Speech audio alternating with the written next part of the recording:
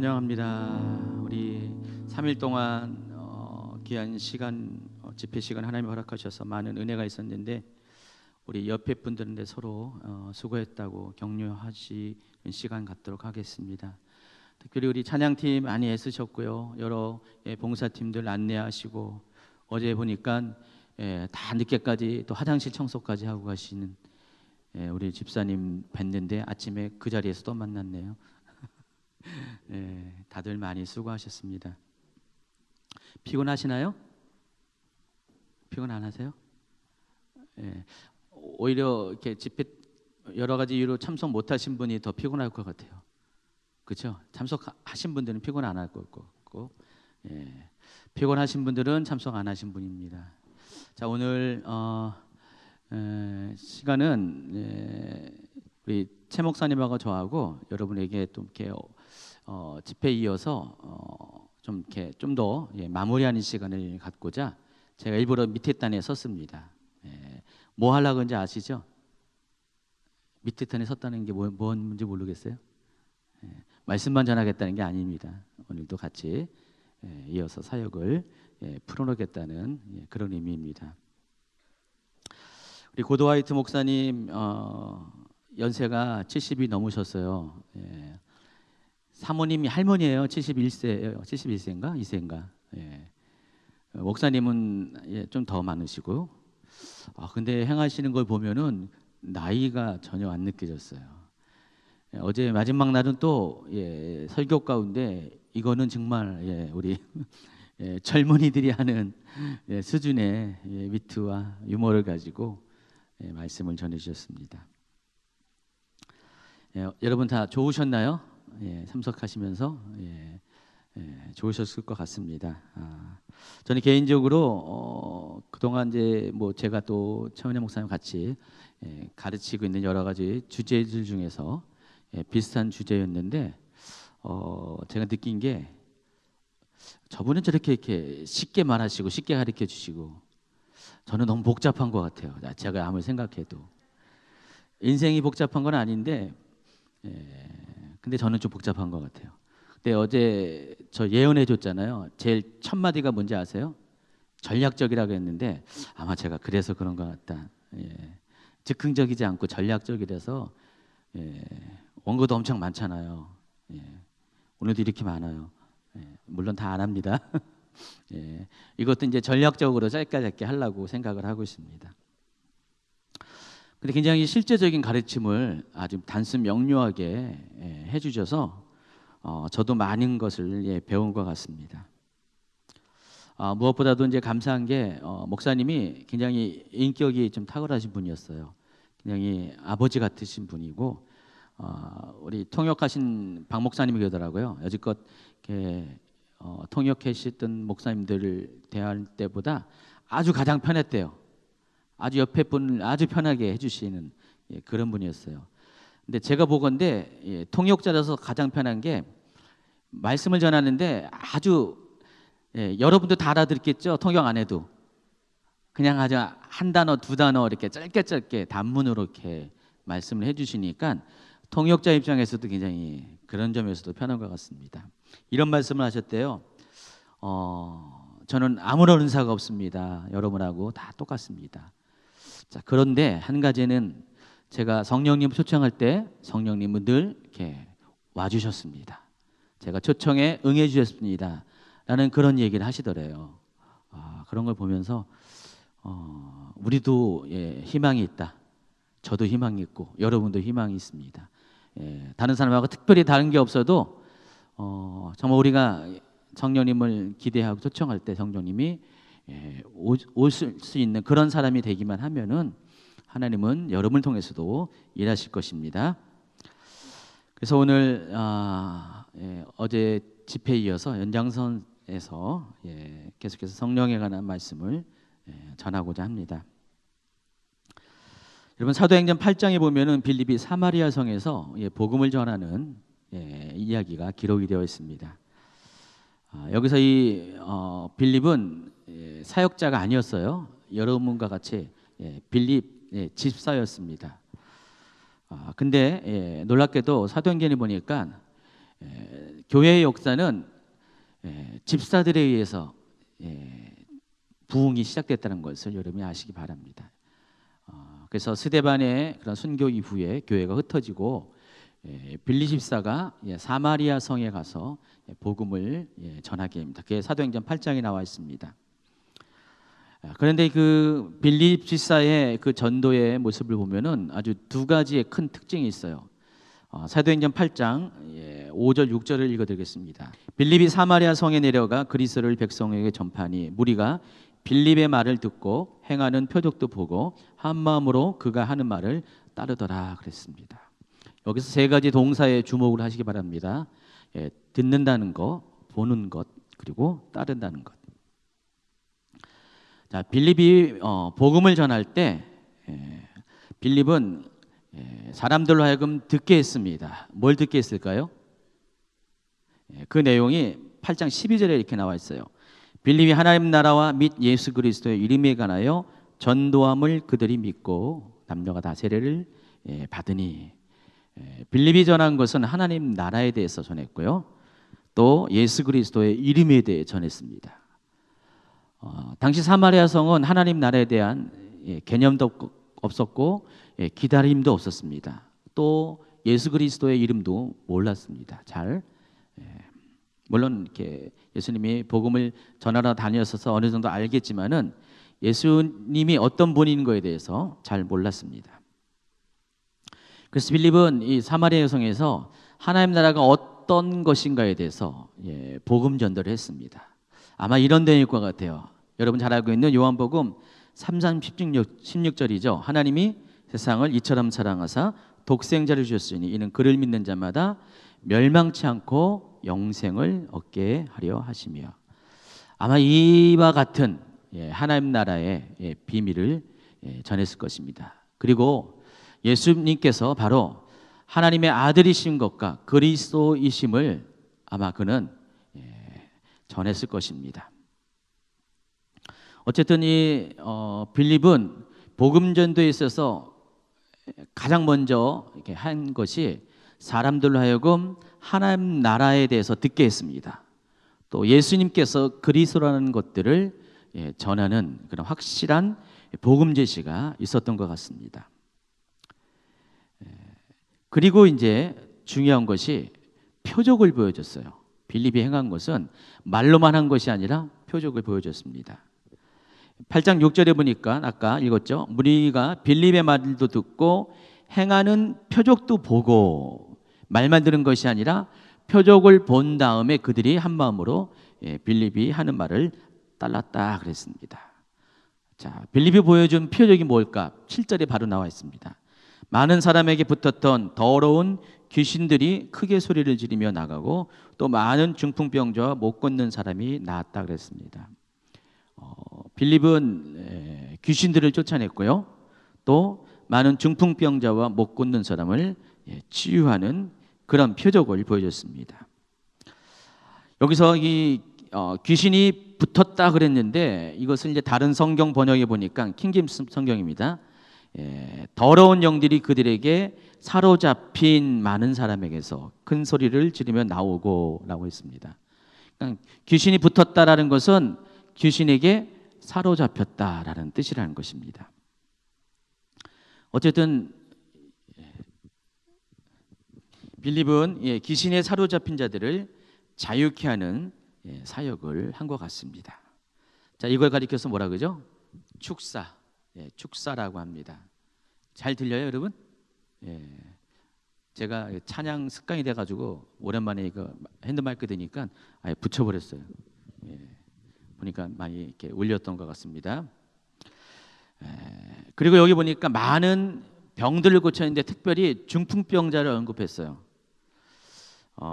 제가 확실한 건 아니에요. 확실한 건 아닌데 성경을 보니까 이 귀신 들림과 중풍병자는 그 당시 사람들에게 아주 많이 분포했던, 확률적으로 많은 사람들이 고생했던 그런 대표적인 병들인 것 같습니다.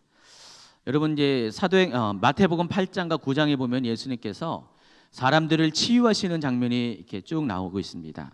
5장 8장부터 7장까지는 산상수훈이 나오고요. 8장과 9장은 치유의 장면들이 이렇게 모아서 나와 있는데 참 독특한 것이 있어요.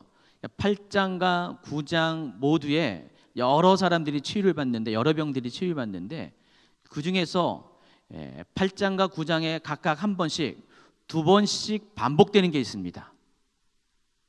그게 뭐냐면은 귀신 들린 자를 고치는 장면과 중풍병을 고치는 장면이에요. 예수님께서 산에서 내려오셔서 처음 만난 사람이 문둥병자예요. 그리고 그 다음에 고치신 병이 중풍병이에요. 그런데 이 중풍병이 뒤에도 나와요. 9장에도 나와요. 앞에 8장에서는 백부장의 하인의 병을 고쳤죠. 또 9장에서는 들것에 친구들에 의해서 실려온 그 사람의 중풍병을 고쳤습니다. 그 8장과 9장에 각각 중풍병을 고치는 장면이 나옵니다. 그리고 귀신 들림도 마찬가지예요. 첫 번째는 가라사 지방에 있는 귀신 들린 사람, 또 9장에서는 귀신 들려가지고 듣지 못한 사람의 귀머거리를 고쳐주는 장면이 나옵니다. 그래서 보면은 이 귀신 들림과 중풍병은 그 당시에 치유가 필요한 것 중에서 가장 대표적이고 또 많은 사람들이 고생하는 그런 병의 그런 종류라는 것을 좀 저는 생각을 해봤습니다. 자, 그런데 오늘 이렇게 빌립의 이 표적을 행하는 것을 보면은 귀신 들린 자를 고치고요, 특별히 중풍병자를 고쳤다는 것을 알 수가 있습니다. 귀신 들림은 어떤 문제입니까? 바로 영적인 문제잖아요. 영적인 존재에 의해서 내가 아픈 거예요. 그런 치유가 필요한 겁니다. 그리고 중풍병은 뭐죠? 육체적인 문제예요. 그래서 이 빌립은 사람들 속에 고생하고 있는 그런 귀신에 의한 그런 질병의 치료, 그리고 또 육체적인 치료를 통해서 사람들로 하여금 그가 하나님의 사람인 것과 또 그가 전한 메시지, 그 예수 그리스도가 이 땅에 하나님 나라를 가지고 오셨다는 것들을 사람들로 하여금 믿게끔 했다는 것입니다. 그래서 이러한 사역을 통해서 사람들이 한 마음으로 빌립을 말을 따랐다, 이렇게 8장 6절은 소개를 하고 있다는 것입니다. 자, 그런데 오늘 제가 말씀드리려고 하는 그 초점은 이 말씀을 하는 것이 아닙니다. 14절 이후의 이야기예요. 14절에 보니까 이런 말씀이 있습니다. 예루살렘에 있는 사도들이 사마리아도 하나님의 말씀을 받았다 함을 듣고 베드로와 요한을 보내매 그랬습니다. 이전까지는 이렇게 이방인에게, 이방인 도시에서 이렇게 복음을 전해서 부흥이 일어났다는 소식이 없었어요. 그랬는데 예루살렘과 유대와 사마리아 땅 끝까지 이르러 내 복음의 중이 되게 되리라 하신 이 말씀이 최초로 이루어진 것이, 이방인 가운데 이루어진 것이 바로 여기였습니다. 그래서 빌립의 전도는 당시 사마리아 성을 아주 발칵 뒤집어 놓았습니다. 그리고 이 소식이 예루살렘 교회의 리더들에게 알려졌고 예루살렘 교회에서는 아주 이례적으로 이곳에 당시 사도들 중에 대표하는 베드로와 요한을 파송하게 됩니다. 자, 그런데 이 사마리아 성에 도착한 이 두 사도는 앞전에 빌립이 행했던 것과는 약간 차별된 그런 사역을 하게 됩니다. 8장 15절입니다. 그들이 내려가서 그들이 위하여 성령 받기를 기도하니 이는 아직 한 사람에게도 성령 내리신 일이 없고 오직 주 예수의 이름으로 세례만 받을 뿐이더라.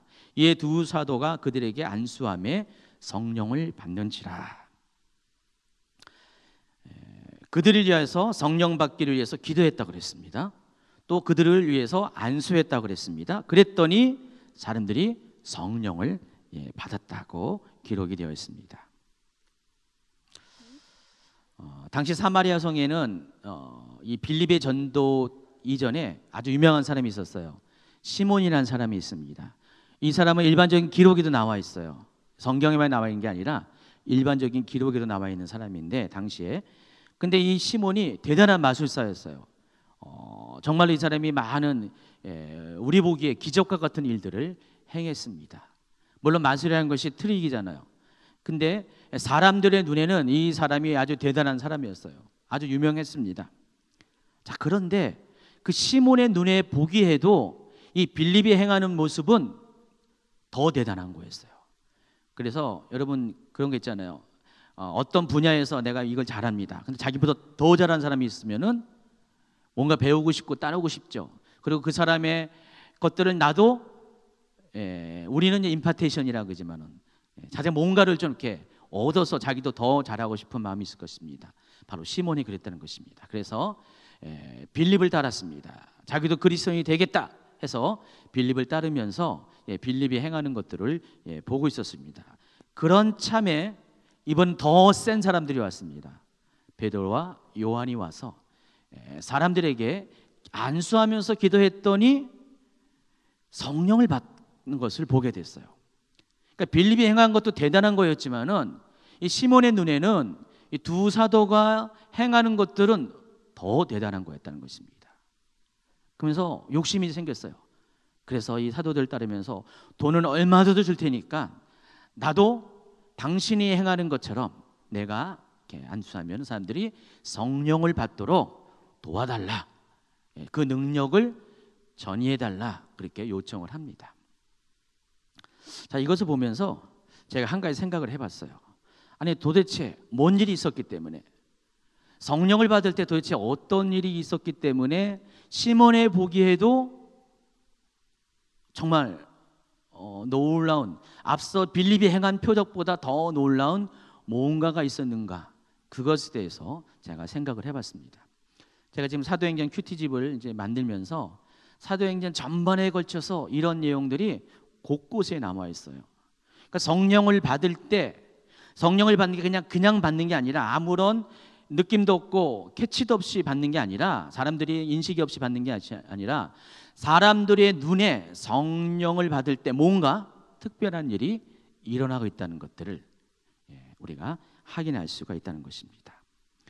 사마리아 사람들이 성령을 받을 때 시몬의 눈에, 그 대마술사 시몬의 눈에 보였던 그 성령 받는 장면 가운데 나타나는 특징이 과연 무엇일까?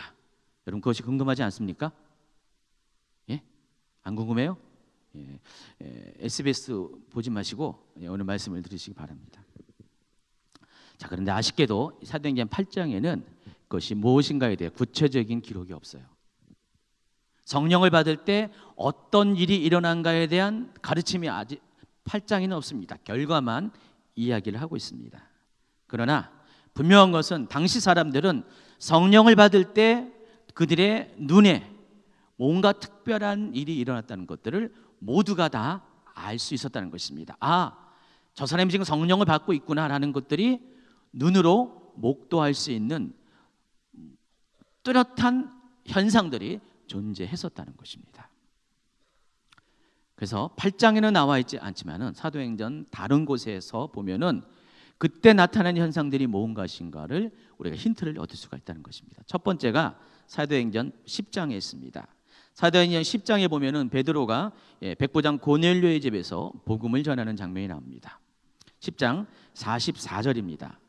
베드로가 이 말을 할 때 성령이 말씀 듣는 모든 사람에게 내려오시니 베드로와 함께 온 할례 받은 신자들이 이방인들에게도 성령 부어 주심으로 말미암아 놀라니 이는 방언을 말하며 하나님 높임을 들음이로라 그랬습니다. 45절에 보니까 이방인들에게도 성령 부어 주심으로 말미암아 놀랐다 그랬습니다. 베드로와 함께 온 할례 받은 신자들, 유대인 신자들을 말합니다. 깜짝 놀랐어요. 아니 이방인들에게도 하나님께서 성령을 부어 주시는데 너무나 대단한 어떤 일들이 벌어지고 있어요. 근데 그들이 똑같아요. 어떻게 어떤 방식으로 이방인들이 성령 받는 것을 확인할 수가 있었을까? 거기 답이 46절에 나와 있죠. 이는 방언을 말하며 하나님 높임을 들음이로라 그랬습니다. 그래서 우리가 한 가지 힌트는 성령을 받을 때 나타나는 현상이 뭐예요? 방언이었다는 것을 알 수가 있습니다. 한 곳을 더 소개합니다. 이번에는 사도행전 19장입니다.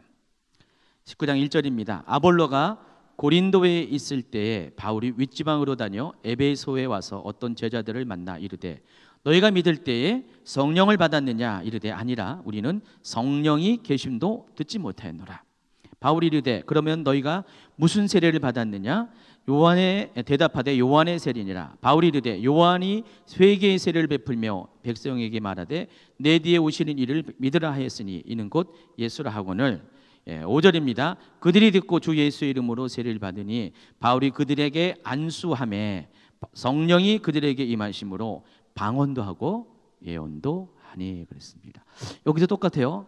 사도행전 그 10장에서도 고넬료가 그들을 위해서 기도할 때 어떻게 했습니까?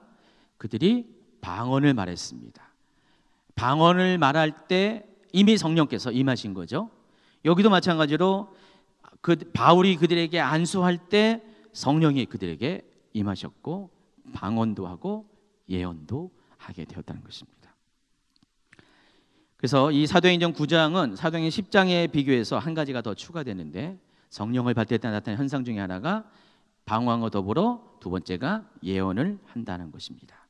자, 이러보건대 이 사도행전을 통해 우리가 알 수 있는 것은 성령을 받게 될 때 모든 사람들이 알 수 있는 저 사람이 성령을 받고 있구나라는 것을 알 수 있는 확인할 수 있는 눈으로 확인할 수 있는 게 뭐라고요? 방언을 말하고 예언을 하는 것이라는 것을 알 수가 있습니다. 우리 고도화이트 목사님 간증을 여러분 드렸을 거예요. 고도화이트 목사님이 처음에 이제 그분의 이제 그 교회가 개척되어질 때 개척하려고 한 게 아니라고 했죠. 그냥 잘 아시는 친구분들 분들을 본인 집에 초청해 가지고 좀 교제하는 시간을 가졌고 교제가 끝나갈 무렵에 그 중에서 어느 장로님 한 분이 예배 좀 하자, 예배 드리자. 그래서 본인은 별로 생각이 없는데 어쩔 수 없이 예배를 드리기 시작했다고 했습니다. 10시 9시 50분이라고 했죠. 10시 10분 전이라고 했습니다. 그래서 예배를 드리다가 갑자기 성령이 임하셨다고 그랬어요. 그때 성령이 갑자기 임하니까 이분들 어떻게 했습니까? 전부 다 바닥에 쓰러졌다고 그랬습니다. 그리고 다들 방언을 말하기 시작했고요. 그리고 어떤 사람은 예언을 했고요. 또 방언을 통역하는 일들이 그 자리에서 일어났고 그것이 시초가 돼가지고 교회가 되었다고 그랬습니다. 그래서 2,000명까지 성장하는 교회가 되었다고 그랬습니다. 전혀 예측하지 못한 상황에서 하나님께서 전혀 준비되지 않은 사람들, 굉장히 보수적이고 이분들도 마찬가지예요. 성령에 대해서 들어보지도 못했을 거예요. 물론 성령은 아시죠. 성령 아는데 성령의 역사에 대해서 들어보지도 못했고 기대하지도 못했고 반응할 수도 없는 사람들에게 성령께서 일방적으로 오셔가지고 성령의 압도하에 그들을 쓰러지게 하고 방언을 말하게 하고 방언 통역을 말하게 하고 예언을 하게 했다라고 말씀하셨어요. 제가 예전에 이렇게 지금은 자꾸 하셨는데 미국에서 사역하시는 단거에 자주 오시는 목사님이 한 분 계셨는데 돌아가셨어요. 이분도 집사님이었을 때 성령께서 이분을 강타하셨어요. 강타하셔가지고 성령을 압도돼가지고 이분도 역시 똑같이 그런 얘기 하셨어요. 성령께서 찾아왔을 때 쓰러졌고 그리고 자기랑 같이 기도했던 모든 사람들이 전부 다 성령의 임재 압도하에 전부 다 서 있을 수 없어가지고 쓰러졌다. 그때부터 하나님이 본인을 사용해서 본인이 가는 곳곳마다 성령의 임재가 있어가지고 사람들에게 그런 현상이 일어났다. 그렇게 하는 간증을 들었어요. 저는 보면서 지금 이분이 하시는 그런 사역들, 간증들을 보니까 2000년 전에 마가의 다락방에서 있었던 그 사건, 그 장면과 그다지 다르지 않다는 것입니다. 오늘 본문 말씀이 사도행전 2장 1절부터 4절 말씀인데 오순절날 마가의 다락방에서 120명의 성도들이 예수님 말씀 따라서 계속 성령을 기다리면서 기도하고 있을 때 갑자기 바람 같은 소리가 들렸어요. 급하고 강한 바람 같은 소리가 들렸고 또 혀처럼 갈라지는 불꽃들이 사람들 눈에 보이게 되면서 사람들에게 성령이 임했어요. 그리고 어떻게 했습니까? 각각 다른 언어로 말하기 시작했다라고 그랬습니다. 그게 방언이잖아요.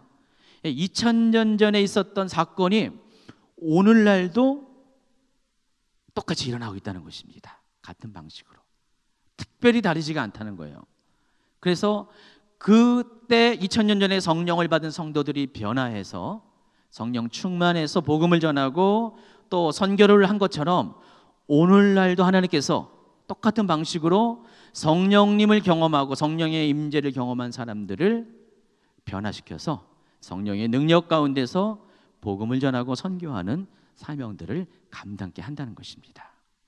그분의 간증을 들으면서 이것은 성령은 어제나 오늘이나 동일하다는 것들을 더욱더 확신하게 되었다는 것입니다. 자, 그래서 이 방언과 이 예언은 성령을 받을 때 나타나는 가장 기본적인 표적이에요. 저 사람이 성령을 받았다. 무엇을 통해 알 수 있다고요? 방언을 하는 거 보고 예언을 하는 것을 통해서. 고린도전서 12장에서는요 사도 바울이 9가지의 성령의 은사를 소개합니다. 여러분 다 아는 거죠? 그 중에서 이 방언과 예언이 다 포함되어 있어요. 그렇게 보면은 이 9가지의 성령의 은사들은 그들이 성령의 은사를 행하는 것을 보면서 여러분이 뭘 확인할 수 있다고요? 저 사람이 성령을 받았구나 라는 것을 여러분이 확인할 수 있다는 것입니다. 사도행전에는요 이 고린도전서 12장이 얘기하는 이 9가지 은사를 다 소개하지는 못했어요. 그러나 아마 그때 많은 분들 속에 이런 9가지 은사들이 골고루 나타났을 것을 저는 믿습니다. 그래서 지금 혹시 여러분 중에서 이 9가지 은사 중에서 한 가지라도 지금 여러분이 행하고 있다, 여러분 삶 가운데 나타나고 있다, 여러분은 반드시 믿으셔야 돼요. 나는 성령을 받은 사람이다. 성령께서 내 위에 함께 계시다는 것들을 믿기 바랍니다. 어쨌든 이것을 통해서 우리는 성령께서 지금 임재하셨다는 것을 확인할 수가 있습니다. 근데 두 번째입니다. 이 성령을 받을 때 일어나는 현상이 이것이 전부가 아니에요. 오늘 본문 말씀이 2장 1절부터 4절이죠. 한번 읽도록 하겠습니다. 오순절 날이 이미 이름에 그들이 다 같이 한 곳에 모였더니 홀련히 하늘로부터 급하고 강한 바람 소리가 있어 그들이 앉은 온 집에 가득하며 마치 불의 혀처럼 갈라지는 것들이 그들에게 보여 각 사람 위에 하나씩 임하여 있더니 그들이 다 성령의 충만함을 받고 성령의 말하게 하심을 따라 다른 언어들로 말하기를 시작하니라. 이미 4절은 소개했습니다. 자, 그런데 성령의 임재는 사람의 오감을 통해서 알 수가 있다는 것입니다. 5가지의 감각을 통해서 알 수가 있다는 것입니다. 그 중에서 이 사도행전에서는요 2가지를 우리에게 소개해요. 첫 번째가 청각입니다. 홀련히 하늘로부터 급하고 강한 바람 소리가 있어 그들이 앉은 온 집에 가득했다 그랬습니다. 실제로 성령이 임할 때 성령은 바람같이 임합니다. 바람의 속성이 눈에 보이지 않지만은 존재하는 것처럼 성령께서도 눈에 보이지 않지만은 사람이 느낄 수 있는 그런 감각할 수 있는 모습으로 성령께서 찾아오신다는 것입니다. 여러분 제가 지금 이 성령에 대해서 말씀드리고 있는데 지금 말씀드리는 이 모든 주제는 성령의 내주와는 다르다는 것을 아시죠? 자, 이 성령의 내주와 비교되는 성령의 나타나심에 대한 주제입니다. 성령께서 우리 위에 임할 때 나타나는 그 얘기를 하고 있는 것이에요. 이미 여러분은 예수 그리스도를 믿을 때 성령을 받았어요. 성령이 여러분의 내주하고 있다는 것을 믿습니까? 성령이 아니하시고서는 여러분 중에 아무도 예수님을 주로 말할 수 있는 사람이 없기 때문에 이미 여러분이 예수님을 영접했다는 그 사실은 여러분 안에 성령께서 계시고 있다는 증거입니다. 그 내주하시는 성령을 말하는 게 아니에요. 지금은 바로 나타내시는 성령, 그러니까 성령의 내주와 반대가 되는 개념이죠. 외주라고 하지만은 외주는 좀 이렇게 표현이 맞지 않고 그래서 성경적인 표현은 나타내심이라 그래요. 성령의 나타내심. 그 성령의 나타내심의 현상 가운데 방언이 있고 예언이 있고 9가지 은사가 있고요. 또 오늘 보니까 성령께서 친히 자신의 존재를 드러내시는데 바람처럼 오십니다. 사람들이 이걸 느껴요. 이때 당시 사람들은 실제로 바람 소리를 들었어요. 아주 급하고 강한 바람 소리 같은 것을 들었다는 것입니다. 현대인 성경은 이렇게 번역하고 있어요. 하늘에서 강한 바람이 세차게 부는 것 같은 소리가 났다 그랬습니다. 이것은 단순한 묘사가 아니에요. 상징적인 언어가 아니라 실제적인 언어라는 것입니다. 실제로 당시에 그 사람들 속에 아주 강한 태풍과 같은 바람 소리. 여러분 이제 가을 되면은 태풍이 불잖아요.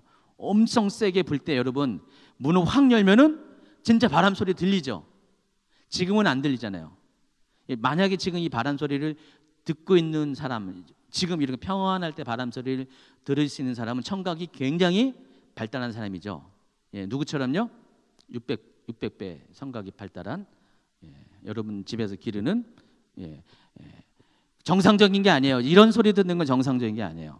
그런데 성령이 임할 때는요, 정말 바람 소리가 확 들릴 정도로 여러분 가운데 성령이 스스로를 자신의 임재를 알려주신다는 것입니다. 사도행전에 나와 있던 이 오순절날의 성령의 임재는 그런 성령의 임재였다는 것입니다. 혹시 그런 경험하신 분 계세요? 성령이 이렇게 바람처럼 임한 것을 들은 분 계세요? 우리 교회에서도 언젠가 아니면 오늘 그렇게 임하길 바랍니다. 이왕이면 가을 태풍 불기 전에 태풍 불면 태풍인 줄 오해하니까 아주 조용한 시기에 성령께서 정말로 급하고 강한 바람처럼 모든 사람들이 인정할 수밖에 없는 방식으로 성령의 임재를 경험하는 그런 특별한 은혜 주시기를 기대합니다. 두 번째가 시각이라고 했어요. 3절에 마치 불의 혀처럼 갈라지는 것들이 그들에게 보였다 그랬습니다. 똑같이 현대인의 성경에 보니까 이렇게 표현합니다. 혀처럼 생긴 불이 나타났다 그랬습니다. 불을 묘사하는 것인데 이들이 본 거예요. 지금 그 당시에 있는 사람이 보았다는 거예요. 그런데 불이 막 일어나는데 불이 어떻게 되죠? 이렇게 혀가 갈라지는 것처럼 불꽃이 그렇게 보이죠. 그런 그 불꽃을 실제로 보았다는 것입니다. 본 것을 지금 목격담을 지금 얘기하는 것이에요. 그래서 성령이 임할 때 실제로 불로서도 임하는데 바람처럼도 임하고 불로서도 임하는데 때로는 하나님께서 성령께서 강하게 임재하실 때는 사람들의 귀에 듣게 하시고 눈에 보게도 하신다는 것입니다. 가능할까요? 믿습니다.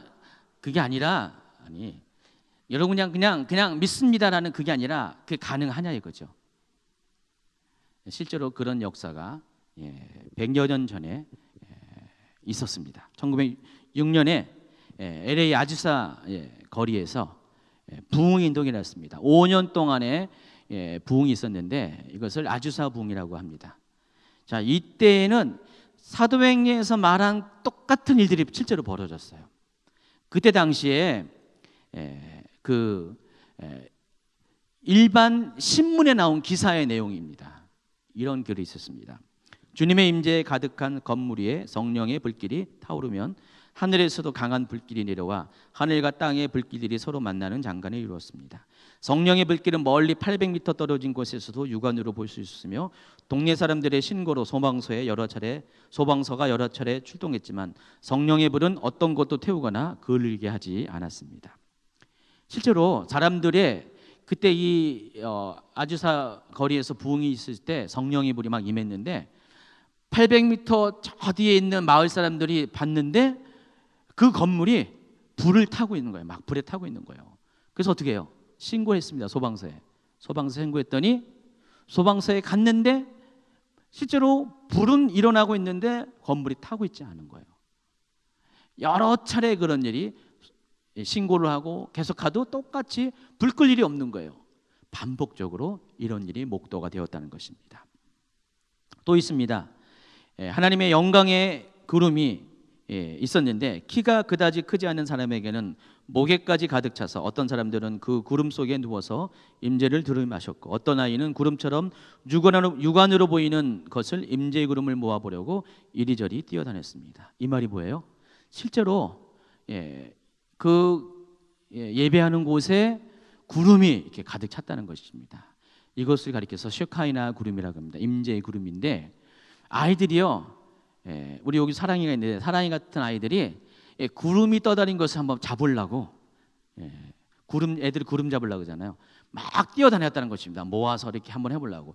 그 정도로 실제 하는 어떤 구름이 그 예배의 공간 가운데 있었다는 것입니다. 이게 100여 년 전에 있었던 사실이에요. 지어낸 얘기가 아니라는 것입니다. 실제 일어난 현상이라는 것입니다.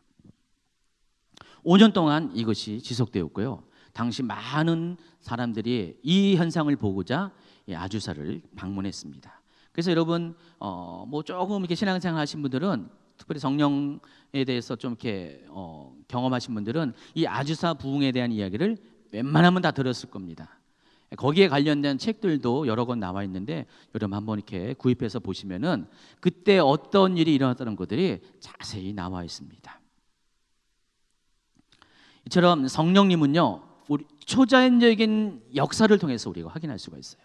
그러니까 성령이 임재하는 것이 단지 우리 마음속에 느꼈다 그 수준이 아니라 실제로 우리의 귀와 눈을 통해서 성령께서 임하셨다는 것들을 때때로는 나타내시고자 한다는 것입니다. 그래서 부흥의 현장들을 보면 이런 일들이 보편적이에요.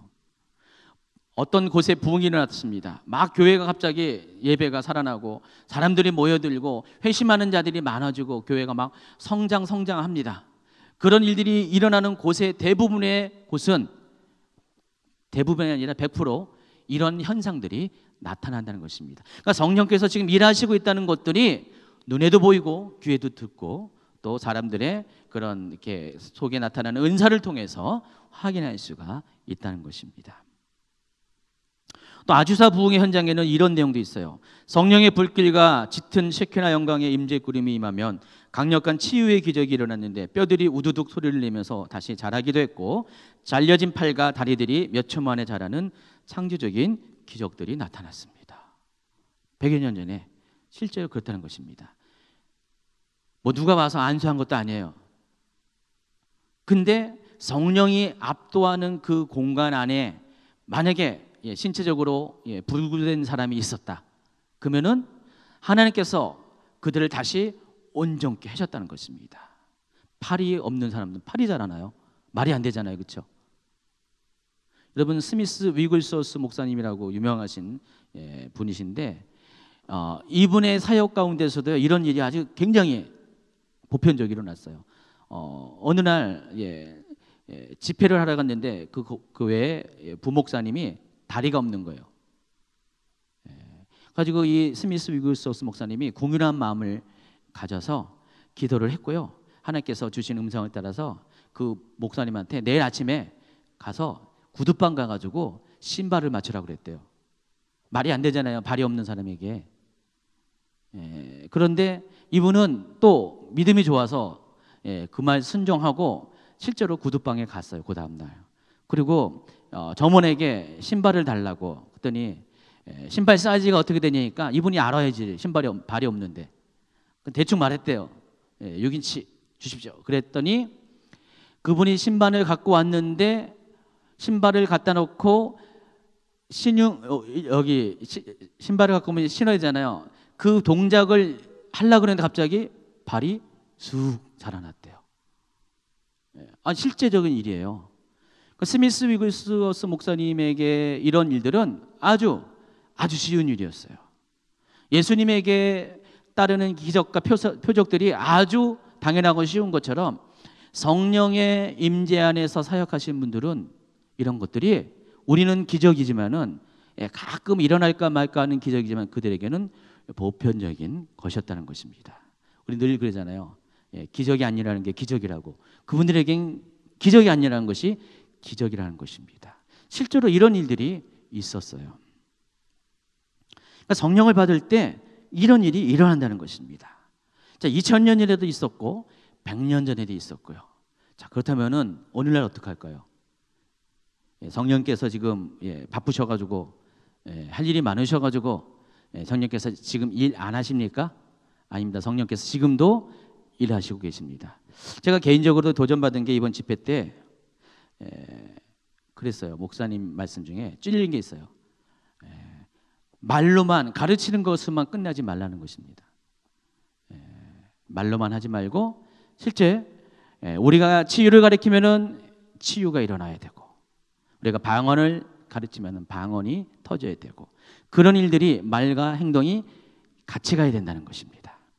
여러분, 복음 전도에 있어서 오늘 빌립의 예를 보니까 어때요? 하나님 나라의 복음을 전했죠? 사람들이 들었죠? 그것을 그친 것이 아니라 성령이 하시는 일들을 보여줬잖아요.